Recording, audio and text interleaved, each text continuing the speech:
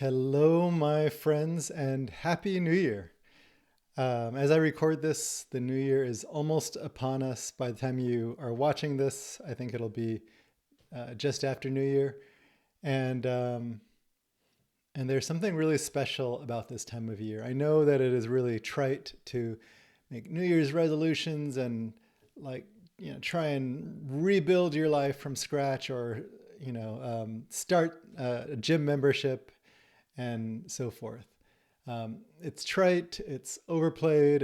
In some ways, you could say that that kind of thing doesn't work. New Year's resolutions don't work because we never stick to them, right?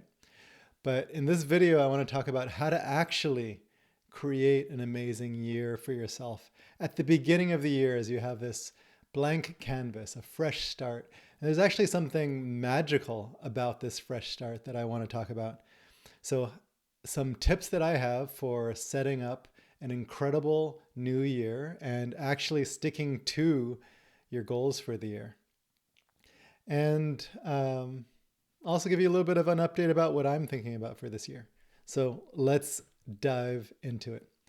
So actually, first of all, I wanted to say I've had a good month in December. As we come to the close of December, I've mostly taken the month off. In this month, I've rested, I've read a lot, I've done a lot of reading. I traveled, I did a road trip to go and see my mom and siblings. Um, I've spent time with my wife and kids and other family members. I also been cleaning the house. Every year we like to do a nice deep clean so that the entire house and the yard and the garage are all clean. So that's what I've been up to this year, is really like getting into setting my year up for a fresh start. I've also been doing a lot of reflecting on what I want to do for the coming year. But the first thing I want to say about this month is that I feel really rested. And so as I enter into this next year, I feel rested and ready to go. And that's the first tip that I want to give you, is that when you are feeling frazzled or overwhelmed or drained or exhausted, it is hard to feel optimistic about a new year, to set some goals and to really feel empowered to achieve them. So that's the first thing that I want to say is, if you are feeling that at this point, and you might be, the holidays can be stressful and draining. There can be lots of travel, lots of family. You might be affected by local things going on, or national politics, or international wars and crises. All of these things can really affect us. So the first tip is to check in and see, what is your energy like? And when I say energy, I mean, are you feeling drained, stressed, anxious, tired, exhausted, frustrated, angry, all of these things? Check in and notice what that's like. What we want to do is to see, are there some real fundamental needs that need to be met before I can get myself to a place of, I'm excited to take on new challenges. If you're not in a place of being excited to take on new challenges, that's okay. Can you take some time and check in, see where you're at, and then notice what needs need to be met? Maybe it's some rest. Maybe you need some sleep, take a nap, take some time off. I know that's not always possible for a lot of us, but what we're doing is to get clear on what our needs are so that we can start to take some responsibility for meeting them. If you can't take time off, okay, don't pour too much on your days off. Don't pour too much into those days off. Give yourself a little bit of space. Maybe after your working day, you can give yourself a little bit of space for some self-care, for some rest. Maybe you can get really good at getting to bed at a reasonable hour instead of being on your phone or watching TV. What can you do to start to take responsibility for meeting your basic needs? So it's not just, rest and time off, but it might be some other self-care things. Maybe you need to be giving yourself some love if you're feeling some,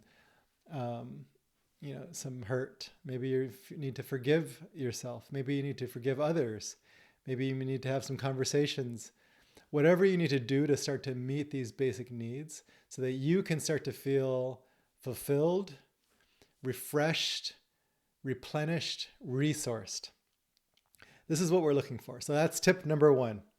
Check in with your energy.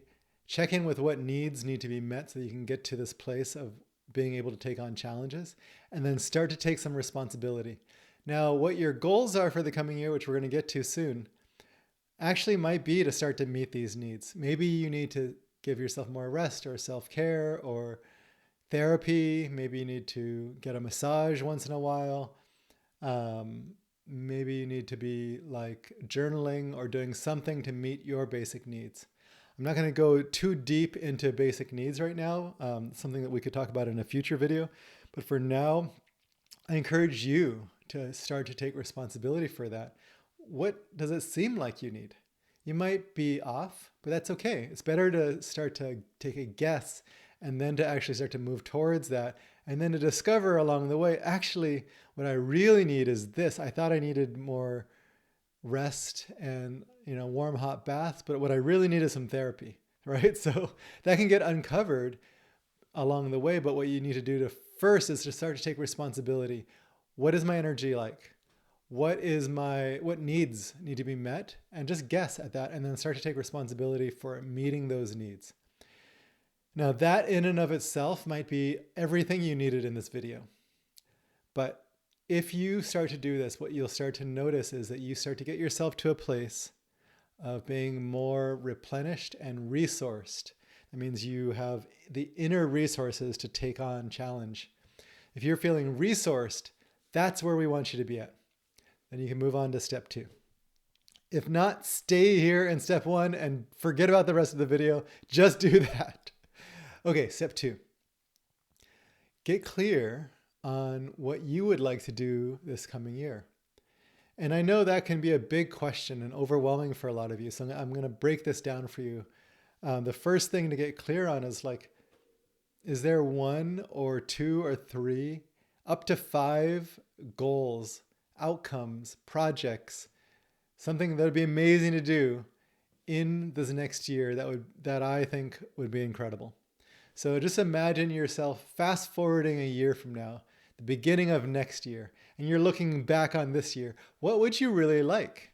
Maybe it's like, I finally want to get myself into shape, or I finally want to get in control of my chronic health condition. I'd like to finally get myself organized and decluttered. I'd finally like to start tackling this work project that I keep putting off and feels overwhelming. I finally like to start taking on a learning project or a creative project like a book or painting.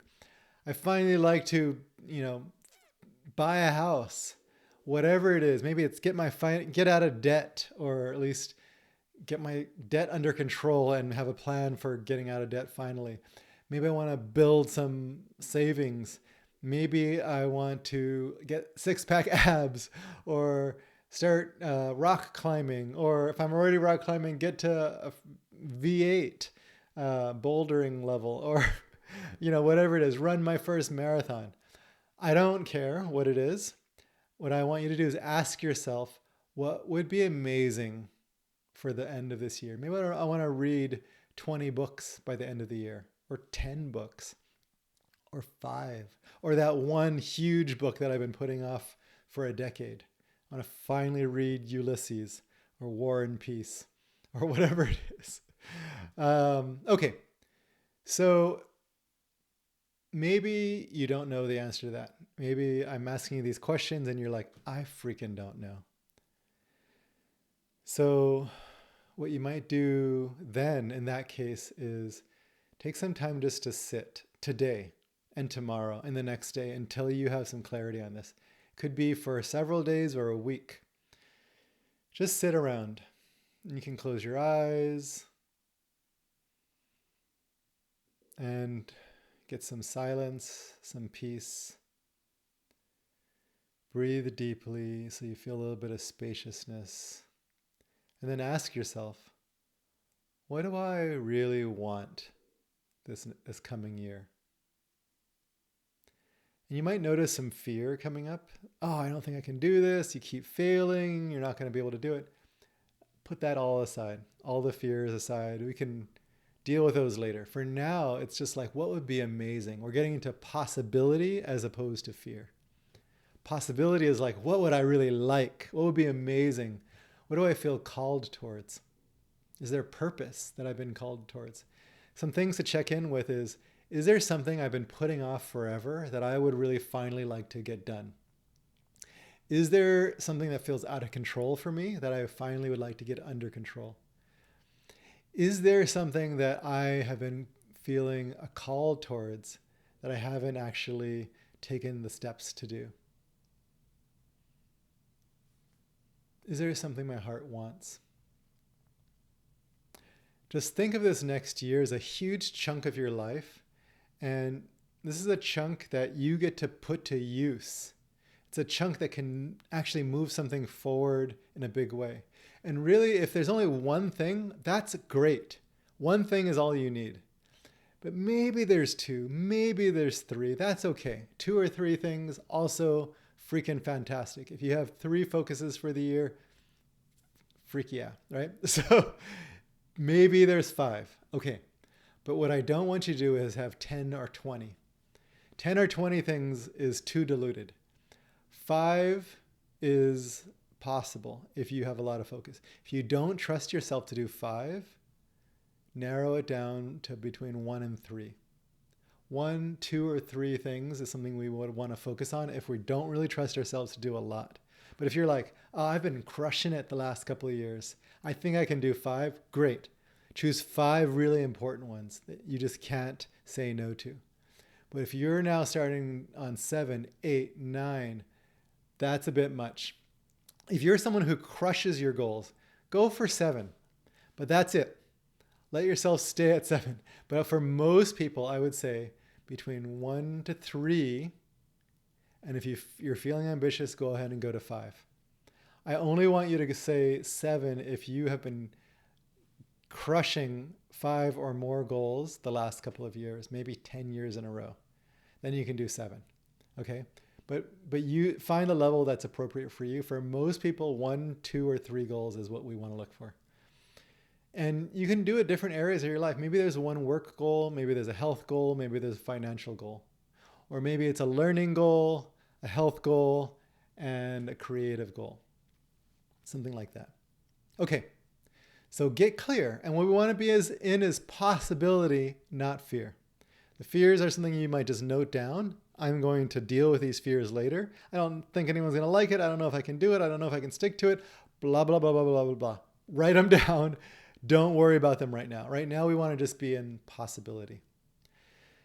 And what I will say is, if you pick some goals to move towards, even if they turn out to be goals that aren't the ones you really wanted and that you uncover along the way, you will have a better year than if you picked none. If you say like, I don't think I can choose the right goal, and you don't pick anything, great. You're going to be drifting. It's like going out to sea and not picking a destination and just kind of drifting. What I really want you to do is say, I want to sail across the Pacific to Fiji, and I'm going to go there. I'm going to that's the destination, right?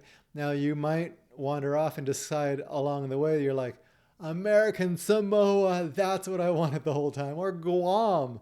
Highly recommend Guam. It's an amazing island. That's where I'm from. I am an indigenous person from Guam, or at least half indigenous. So Guam is amazing. You might hit there and you're like, forget Fiji. I love Guam. There's incredible food here. Yes. So picking a destination is better than just letting yourself wander. You can discover something along the way and change that destination. Totally fine. You might not make it to the destination, but what if just picking the destination and then making the journey, not actually making it all the way, but making it a good chunk of the way? What if that were worthwhile anyway? So pick something. Pick several things if you'd like. Third thing that I really want to encourage you to do is let yourself be in a place of, ooh, I really want this every single day. Not, I have to force myself to freaking get there and do it. And we will work with resistance. when it comes up during this year. Resistance is going to be a big theme for this channel. So I got your back if we're going to be facing resistance. You will face resistance. But what I really want you to do in this third tip is let your heart be the leader here. I want to do this. I want to be painting every day. I want to write this book. It's like, ooh, I can't wait to get started on this project. Now, of course, partly through the project, that's going to be a struggle. But for now, I want you to wake up every day and be like, oh, I can't wait. I get to do this. What can I discover today? What can I learn today? What can I try today? What can I play with today? What would be amazing today? Let yourself be in that place and try every day as you work on this, on the steps towards your long-term goal, every day to let your heart sing a bit. Let yourself dance a bit. And when I say dance, I mean dance in this arena, right? So maybe I want to run a freaking marathon finally, right? Great. Get up, start running your marathon plan. Build up very gradually, by the way. Start running, going for your 2-mile run, and enjoy the run. Don't just slog through it. Don't just try and force yourself. Some days you might have to, but for most of the time, be like, oh, how can I make this freaking fun? Can I go out there and discover a new route? Can I play some really cool music and let myself enjoy the run? Can I try a new way of training? Can I listen to an audiobook about running? I highly suggest What I Think About When I Run or something like that, When I'm Running, by Haruki Murakami. Awesome audiobook to listen to while you're running. There's an author, I think his name is Matt Fitzgerald, who did a book called 80-20 Running. If you're a runner, or any endurance athlete, listen to that one. 80-20 Running, I think that's what it is. Great books to listen to. There's a lot of others that I love. Right now, I recently read Ann Patchett's Tom Lake. Listen to that one. That's a cool one. Okay, so make it fun. And, that was running or cycling, but you can do that if you're writing a book. You can do that if you're decluttering your garage. You can do that if you're learning freaking Spanish.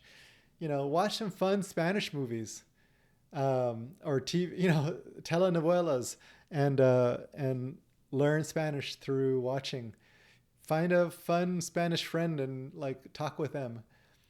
So make it fun. Let yourself play. Let yourself discover along the way. Let your heart lead.